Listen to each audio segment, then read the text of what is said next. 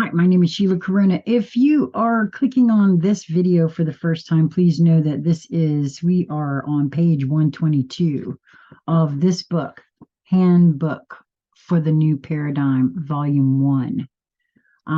This is 3 books in one. I will be recording all of them, but this is where we are. And so I did put this all in a playlist on my channel. And if you go there, you can begin at the first one and it should just roll over each one. And you don't even have to watch the video. You can just listen if you like. I do keep that in mind. So to continue on, this is session number 36. Those of you who are following along in the book with me, we are on page 122. And it begins, let us continue with these messages for a few more sessions. These pertain to the parenting phase of Project New Paradigm. The ball then is in your court for action. Either you pick up the ball and move into actually doing the conception of the quote, babe, or not. Certainly, we have been making every effort to encourage your participation. It is necessary for the pebble to be dropped at the next level. You are going to have an interesting ride on Spaceship Earth. This is a further wake-up call. I just recorded something about this very thing this morning. Very interesting. It was something came over me. So that's very interesting. The snooze bar is reaching the end of its program.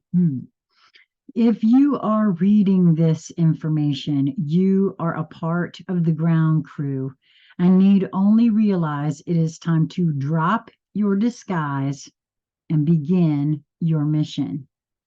The flight crew cannot land until the field is ready and the invitation is issued. As suggested before, begin formulating and dreaming scenarios within your own personal awareness. This triggers the resonance of the law of attraction. Quote, in the beginning, there was the thought, and the thought became flesh, end quote. It is a matter of bringing the information shared previously into a cohesive understanding that allows you to operate within the appropriate process.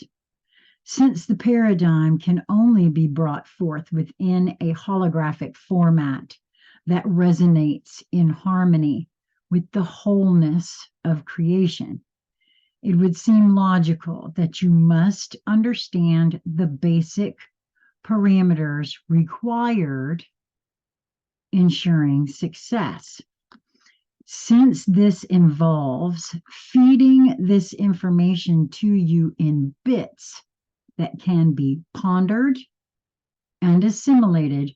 Remember, I've said all along, I feel like everybody is channeling something. We don't necessarily understand it, but the more we get together and talk about it and feel into it, the more puzzle pieces fall into place. At least for me, that's how it operates for me, right? I'm going to read that again. Since this involves feeding this information to you in bits that can be pondered and assimilated, it ends up spread over many pages. You are then left to combine the bits into a composite that formulates a sensible basis for moving into the creative process with confidence. It will be necessary for you to assume the study mode and reread these lessons in order to bring forth your own understanding and to formulate your personal foundation. I know that's true for me too. I'll be attracted to something and I'll listen to it and I might not get the whole thing, or I'm because I'm nudged, I listen all the way through and I might only get one thing that makes any kind of sense. But later on, something else, in other words, I wouldn't have understood that if I didn't have this on board already that I didn't quite understand. But that puzzle piece really made that puzzle piece ping. You know what I mean? And so that's how, for me, when paying very close attention to what is being presented, puzzle pieces ping. So I'm going to read that again too. It will be necessary for you to assume the study mode and reread these lessons in order to bring forth your own understanding, and I'm going to say understanding, and to formulate your personal foundation. There are nuances of the laws that will blossom into your awareness through the study assimilation process. It would be convenient for you if we would simply provide you with an outline, but that would not allow for the flowering process to be reached as an end result. It is nice to receive a bouquet and simply enjoy the beauty and the fragrance, but the growth process would be skipped. It is necessary that you, quote, grow your treasure given to you. Wait a minute. Grow your understanding. The handbook of the new paradigm is a precious treasure given to you so that you may step into your radiant stance of service and fulfill your chosen destiny in the history of planet Earth. Through this suggested process, the burden of responsibility will transcend into the pure joy of bringing, quote, in light, in mint, end quote, to a world of darkness. Within the holographic process is the element of maintaining the focus to enable manifestation to complete its intended cycle. The focus of thought is maintained for long periods of time, and in parentheses, again, staying within your reckoning mode, close parentheses. By setting the vibratory oscillations within a range that emanates sound. Now this is very true for me. I know that the sound of my own voice activates me, and I know that it also does that for others as well. If one pays particularly close attention to their presence in company, one can see that sometimes simply your presence can activate without ever saying a word.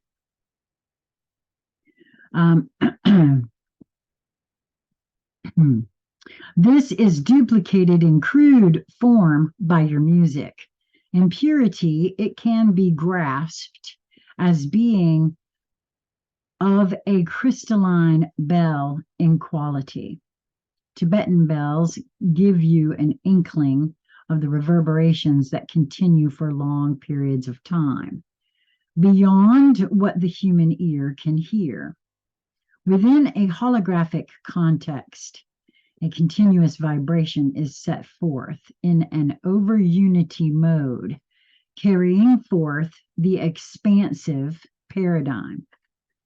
Each holographic creation is unique, reminiscent of your snowflakes. There is present within each galaxy a continuous melody of bell-like sounds, which is perceived in part by some and referred to as, quote, the music of the spheres, which is a perfect description.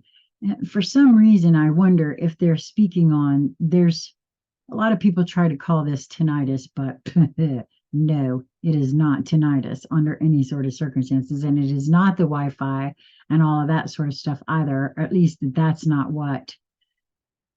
It may have some effect on it in some many ways, but it's so multi-level and multi-layered. It's almost as if with enough focus and attention, one might be able to tune those frequencies in to tune into whatever is happening in that particular frequency. And as I'm doing that, sometimes I see frequencies behind my eyes. It's like they separate themselves into different colors. It's very interesting. At any rate, so we're going back here to the book. Earth is at the moment quite out of tune. Now, keeping in mind that I don't know exactly when this was written, this was published in 2018, but I'm given to understand that these channelings may be a bit older, and I'm not quite sure how much older. Contemplate the resonance of the crystalline music of the spheres, and then think of punk rock. That might be thought of as the resonant sound of the planned new galaxy. Would you want to live there all the time? Perfect resonance is attained through balance. This is the reason that rock music is so destructive to the balance of the young people. It is designed to be unbalanced and discordant in its basic construction. Now, all my life I heard all kinds of stuff about rock music and how it was bad, and I'm not going to. I feel it is. Again, if you believe things are, then they are, but they can also be something else. It is such a multi-layered, multi-dimensional thing, and because my inner guidance, my larger self that is helping to guide this whole process for me, communicates with me through that format of music. Now, granted, those are generally, that's my playlist, and I listen to it all the time because I have a specific relationship with my soul where this particular music is concerned. And because it's come to me in that fashion, it often produces things within me that cannot really be explained. I don't think it has to be an experience, right? So I'm not quite sure what to make of this right here. I wanted to share that with you. I think it's a multi-layered, multi-dimensional thing, and all things are possible, and all things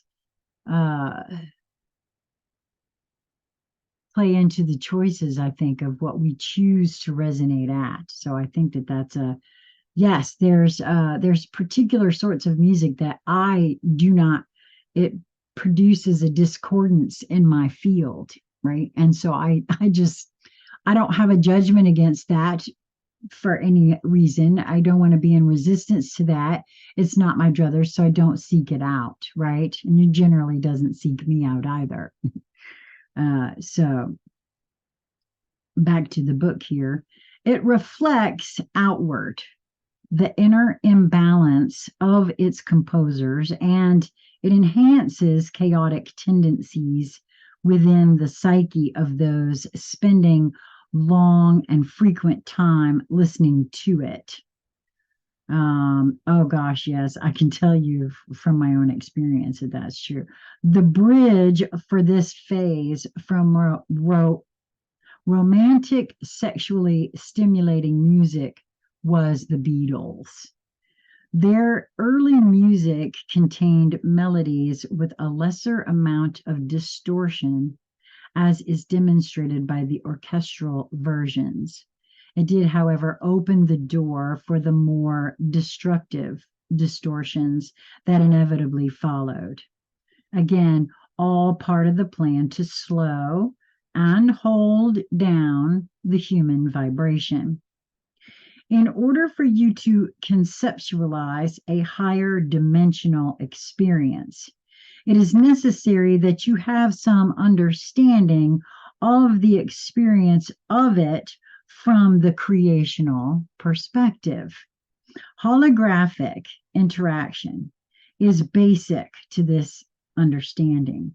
Current methodology to produce this phenomenon involves a beam of light focused through a transparency that produces a floating dimensional replica. In an existing holograph, and in parentheses, you conceive a thought of a desire to be reproduced in like holograph mode. This thought, thinking, or you, focuses by enlarging this thought with details that further define the holographic desire and increases the energy of the beam-like thought with emotions of what the experience of enjoying this new holograph will be like, therefore empowering it to come into form. I have to stop here a moment, and I want to mark this for our study group, because this is a huge paragraph right here, and it's actually exactly how it is. It's not an instructional piece, it is an informative piece, because this is how it works, period, end of story. It's not how you can make it work. No. I feel like this is describing exactly how it does work, which is why it's in here. We see it out there.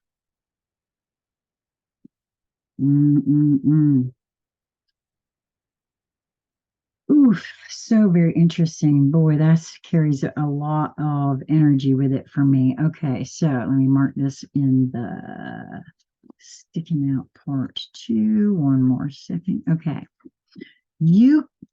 So back to the book now.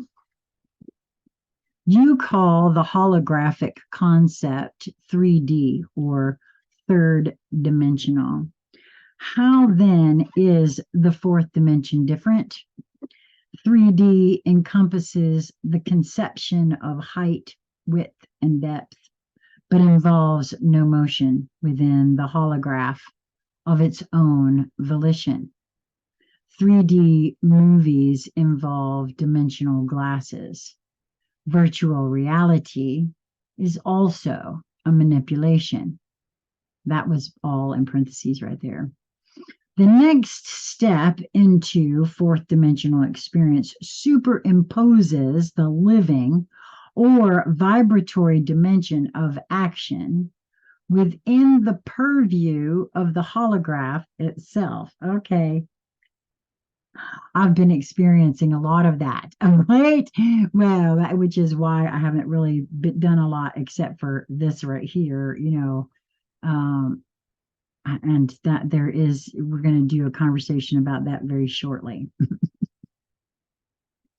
A true holograph is projected through thought, not by a mechanism.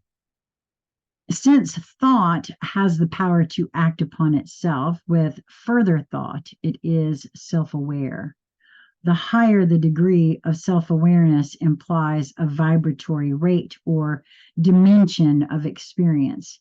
The seeds of one dimension are planted within the lesser one.